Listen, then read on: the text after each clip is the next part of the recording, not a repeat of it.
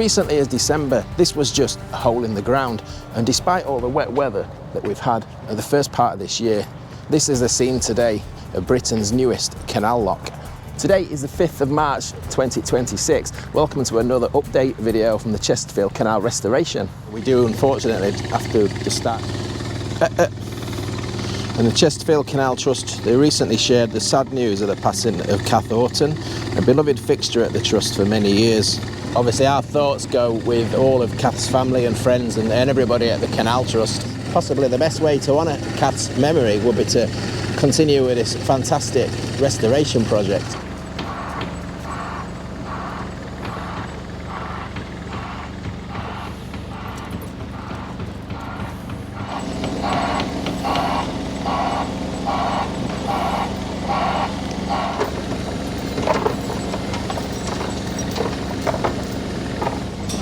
They're just moving that formwork out, and they just round to this side of the lock. Look.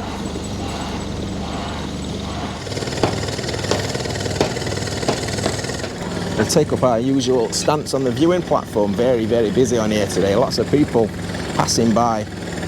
It's like the first day of spring as well. 18 degrees, lovely. So, what's changed since we were last here? Well, there's a lot more of the fixtures and fittings and accoutrements on the outside of the lock, isn't there? But the most striking thing from that last time is that they have started to fill up the sides now, look. And they're just constructing some more formwork around there, look. All the pipe work for the sluices, that's all started going in. And we see on the side there's that huge pipe we can see. And if you can see it just on the top right there. Now that's all to do with the pump system, because obviously if you just think about the layout of this, the canal's gone down a level, hasn't it, at the Staveley Town Basin lock. So this is the lowest part here before it's basically climbing up again to head over the Puddle Bank. So they've got to get the water somehow from this kind of bottom pond onto this next level section. And where's the next lock after this? The next lock's going to be in Killamarsh, isn't it? That's quite a big pound, isn't it, from here to there? Now, you won't have escaped your attention the amount of wet weather that we have had the first part of this year, probably even going back into the last part of last year. It's been horrific, hasn't it? And this place has just been like a swimming pool all the way down through the works. The end date for this project has been pushed back to November 2026. But you know, what's a few months when, you know, something's been ongoing this long? At least it's getting done, at least there's progress going off. Now, you'll notice as well, look, interesting, look at that freshly poured concrete just there, just on the landing in front of the lock. Now, I think that's called the forebay, I believe, and I always stand to be corrected because I'm not the authority on this in any shape or form, but those bits sticking out, those constructions coming off the side of the lock there at the front, closest to us, I believe that's for the paddle equipment, is it? We'll fetch you down here just to have a look underneath the bridge. Now, if you remember on the last episode, that's what those red and white things are I could see tied to the bridge. Look, they're chains. Yeah, on the last episode I said, look, there was excavating right underneath the bridge, and I got a little bit overexcited, and I was wondering if they were starting to dig out the cut of the canal from the lock. In fact, look at that. We're looking down the lock from here now, you get a really good vantage point of how far down they're going to have to excavate for the cutting. Well, that wasn't that. If you can see now, look, it's all been filled in, and that was all related to putting some protective concrete layering on top of a sewer pipe just underneath the bridge there.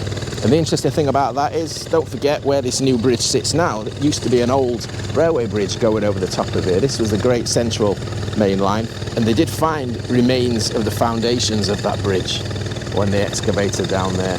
Sure, these folks doing this construction work, they're all welcoming this more pleasant weather now.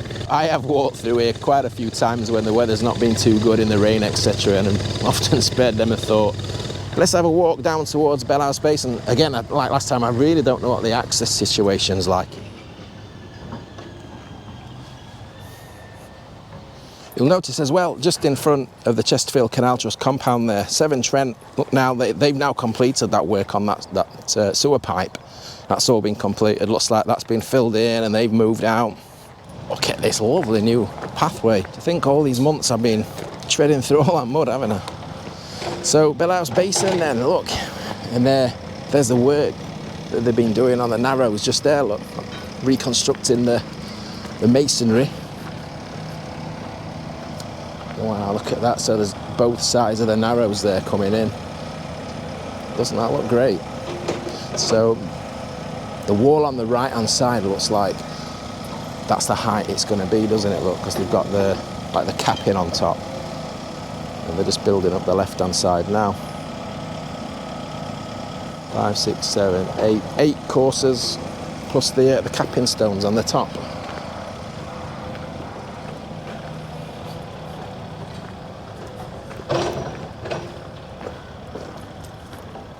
And that's the other side, look. So I'm assuming, well, there's no assuming about it, that's all going to be filled in this side. So that's a lot of earth they've got to put into there to build that up. This time next year, they'll be doing boat rides down to here. But all this stockpile of earth is all waiting to be used to fill it in down here.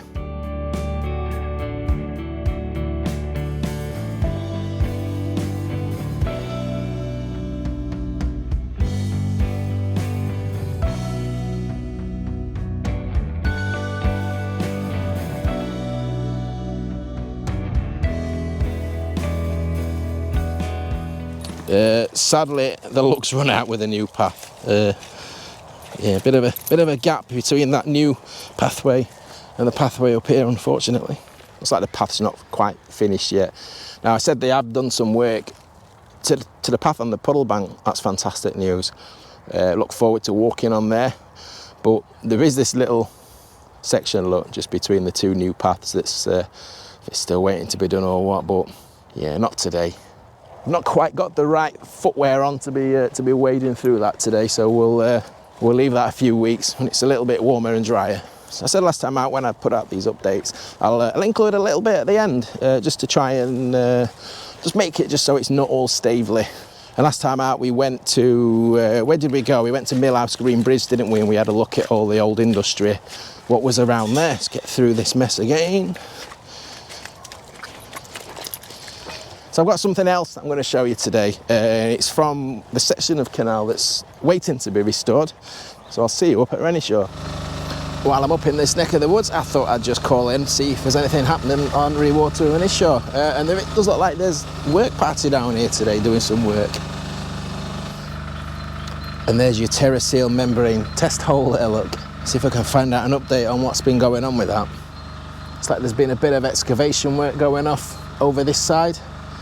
It's just good to see something happening down here, isn't it? I think that's the first time I've actually been to Renishaw and there's been somebody working here.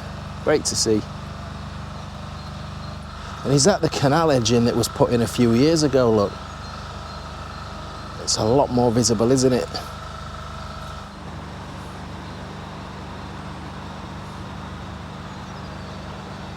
Today's video's bonus footage comes from a section of the canal between Renishaw and Killamarsh. Now I'm walking down the old railway line here. If you keep going over the bridge at Staveley, heading north, up towards Sheffield and Rotherville Country Park, you'll come out on this section. If you just keep following the path straight through Renishaw, you'll come to a section of canal that runs parallel with the railway, called the Railway Mile. I've covered this on many a video, so you might have already seen me talk about this. But this is a railway line, this is the Great Central Railway. But if we just nip up this bank in here, we've got the canal, or the currently out of water canal, look, there it is. That way heading towards Spinkhill and Renishaw. And then there it is, look, going north, going east, towards Killamarsh, next stop. So the Chesterfield Canal was designed by James Brindley, very, very famous early canal builder. Now, he died before the Chesterfield Canal was completed. He designed this canal primarily as a contour-based canal. So it follows basically the contour of the land. It just loops its way round, curves its way across the landscape. No need for expensive locks or anything like that. And that's what used to happen on this section. And if I show you the maps here, this is what the route the canal used to take. So that was from the 1770s. Now, railway mania took hold, and in the early 1890s, we had this railway line built, the Manchester, Sheffield and Lincolnshire Railway. And that's the railway line. That's the track you can see when that railway arrived, and the canal at that point was realigned. Gone were the curvy nature of the contour-based canal, and they just basically took a straight line right beside the railway line. And we saw that just south of Renishaw, and we're seeing it on this section here. And this is a great example of what's going on here. Look, so right hand side there, there's the currently disused canal cutting of the Chesterfield Canal, and on that side, that's the disused old Great Central Main Line, or Manchester, Sheffield, Lincolnshire Railway, as it was when it was built. I think 1893, I think that opened, if I'm remembering my dates right. Now, this is a canal video, so I'm not gonna go too much into the railway history, even though I just have there, haven't I? But that's important, that's an important point in why this section of canal was here. So this canal that you can follow if you use the Transpennine Trail, if you cycle this area, you might have ridden down here, you might have noticed the canal on this side here. You might not have noticed, but that's what's going on here. So when this canal was realigned, that original route that did follow the contour, which is just somewhere over there, it's just somewhere west of this modern alignment, that was taken out of use. You can still walk the majority of that old alignment. That's a lovely walk. We'll maybe do that one when it's a little less muddy, maybe on a future episode. So don't forget, this will be restored one day. There will be a canal on my right hand side here. We'll be walking down the towpath right now. After you've been walking about a mile from Renishaw, you'll come to this. Now this, I think, was this the name of this? The Spinkhill Narrows. I think I've seen it referred to as the narrowing of the canal here, look. And this was all uncovered a couple of years ago. It looks like it has been kept free of vegetation. So we're inside the canal cutting here.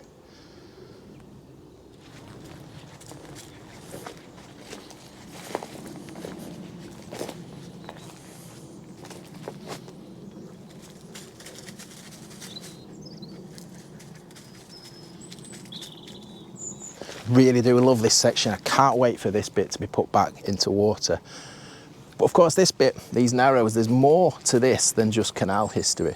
This actually links in with the operation of the railway as well, and I did do a video on this last year, all to do with how they re-watered the steam locomotives, because this was an express railway line here. The Great Central Railway express trains between Manchester, Sheffield, Nottingham, London. I'll leave a link to that video if you're interested, all about how the steam trains took on water without having to stop. Lovely walk this. I do like walking this section. Always plenty to see, whether you're into your canals or your old railways. So while the work going on at Staveley shows us what the future of the Chesterfield Canal will look like, coming to a place like this is just a reminder of how much there still is to restore. It's all coming together piece by piece, section by section. And what a difference it makes being out when it's warm and sunny. What is it today? It's just early March, and you know, it's 17 degrees. Everybody's in such good spirits. It's amazing what a little bit of sunshine does, isn't it? Thanks ever so much for watching. I hope you're enjoying these updates. It's great to witness this historic canal coming back to life. So we'll see you on the next one. Ta-ra. You say bye, Gordo.